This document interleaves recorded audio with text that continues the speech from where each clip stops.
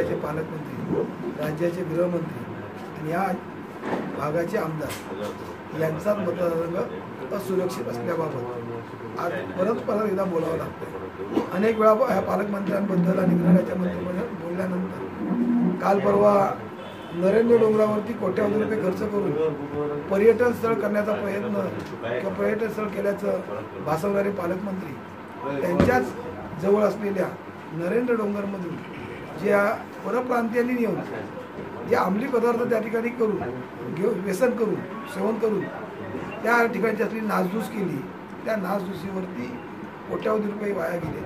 म्हणजे राज्याच्या गृहमंत्री असलेल्या नागपूरचे गृहमंत्री आहेत आपले मुख्यमंत्री आणि गृहमंत्री पण त्यांच्याकडे पद आहे, पण त्यांच्या पण काल टी व्हीवर बघितल्यानंतर एका रिक्षेवाल्याला मोडून काढून बाहेर अगदी दांड्याने मारण्याचा आणि त्याचा खून केल्याचा प्रयत्न झाला आहे।